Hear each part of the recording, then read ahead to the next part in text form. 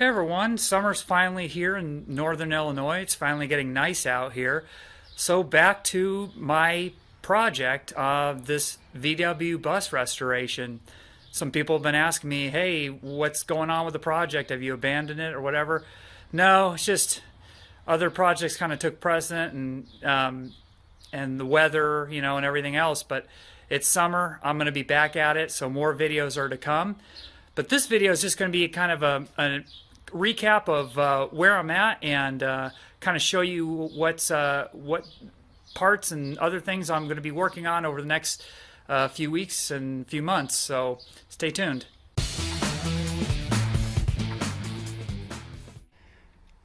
One of the next videos I want to do is on brakes, and you can see that I have a lot of already purchased a lot of new parts already. You can see I've got these Girling calipers. I've already primed and painted them.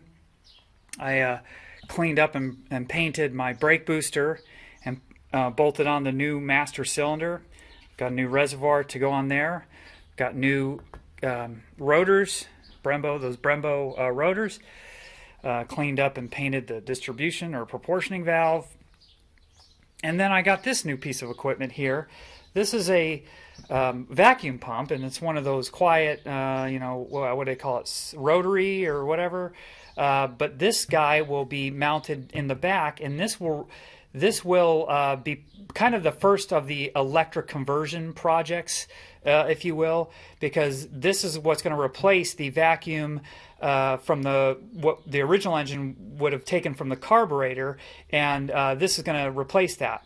I'm also getting building a vacuum tank to go with this, so I'll have a fairly large vacuum reservoir with this pump in the back of the bus, which will take over those duties in order to provide vacuum to the brake booster.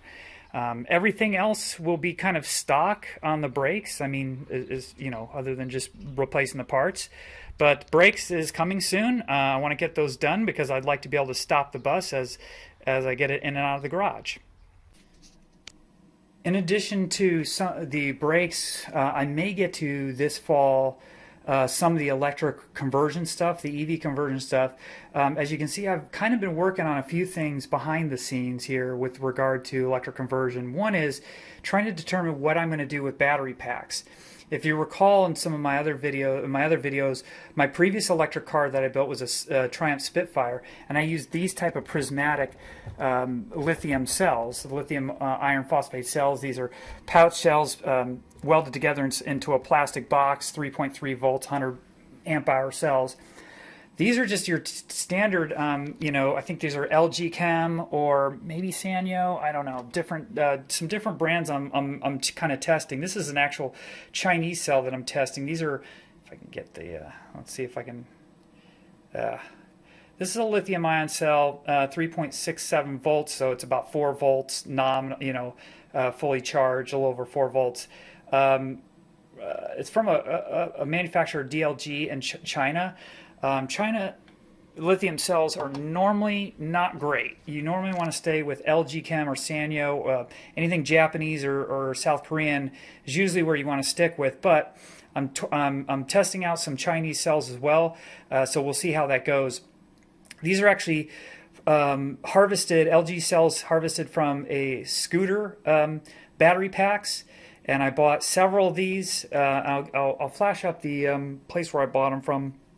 But anyway, yeah, they're slightly used scooter battery packs, and so they have high current draw 18650 lithium ion cells.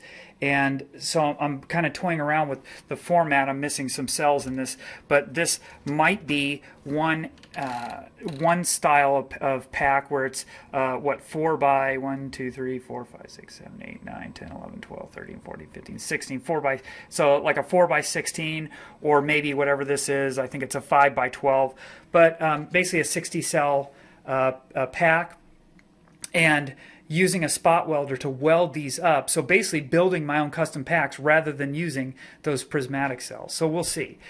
In order to do that, though, especially if I'm using used cells, I bought 3 of these so I can process 12 cells at a time. These what are they, Lilly call engineers. So you can do what's called a NOR test on it, and I'll show you more about that later, where you can assess the capacity of the cell, and you can discharge and charge them. And so, yeah, like I said, I could do 12 at once. I might buy more, so I can do more. But all these cells, once I harvested them from the scooter batteries, they all went 12 at a time in here, where I would test them and number them and then put them back in there. And I'm also, for practical purposes, I'll probably do another video on it where I'm using those LG cells, since they are high draw cells, to fix some of my battery packs for my leaf blower and my some of my other tools. So not just for electric car, but these are also great batteries to refurbish your tool battery packs. And like I said, these are the type of high draw type cells that you can use for both tools and electric car purposes. So more of that to come. And as such, I've also built a spot welder. So this would be how I weld and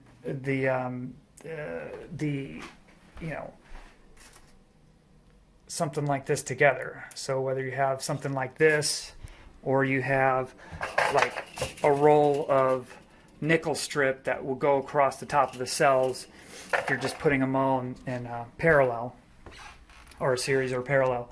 But this is the machine that I'm going to use to do that. And what this basically is a custom project box, a built-in battery charger, a lithium battery pack inside here, and then a spot welding board. And I just kind of custom put it into this case. It's got a little foot switch. So more information as I test it. I was going to do a video on it, but I'm not quite sure that I have this exactly like I want, so I still got to do more testing on it before I put it out there and say, hey, this is great, this is what you should do as well. But yeah, so I built that to help me to start spot welding a lot of cells together, and so we'll see how that works. But again, more to come on that when I do more testing. Speaking of electric parts, now this is a little bit further off, but just to let you know that I have decided on a motor controller combination that I will be using in the bus. And this is a shot of it. It's a Warp 9 motor, which is similar to the motor that I had in my Spitfire, only this is the larger version of the Warp 9 motor. And the Warp 9 controller, which is a liquid-cooled, heavy-duty controller for that motor. This is a shot of a friend of mine who had converted a Civic, and he had run this for a few years and is now abandoning the project, and is going to be selling me these parts so that I can retrofit these in the bus. They're still in great working condition and are a very high quality. Along with that controller also is the interface module, which goes on the dashboard. This will be take care of a lot of the needs that I have with regard to like state of charge and current and voltage and different things like that, so I know what's going on with the batteries and the motor.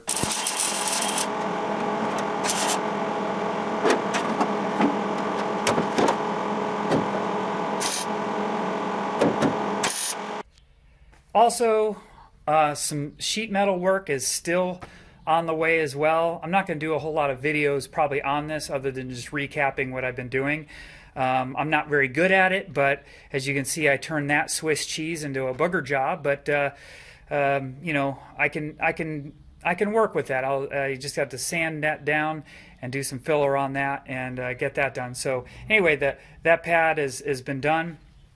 Also, I've been working on cutting out a new piece here. It's not quite cut out, but that will go in there, and I'll have that fender patched up, and will be pretty much the front of the bus will be rust free. I think that's all of pretty much the front, other than a little bit of the door skin right there. I've also been working on little like a little project over there. I got that a little rust hole like there that I repaired, and there's still some more rust there. There's still some more rust on the floor, and I still got to patch this big hole there, which is actually 4 different pieces. I've got to skin the inside of the fender, and then put the piece of, as you can see, I've got a sheet of cargo flooring, to cut out and fit in there and weld.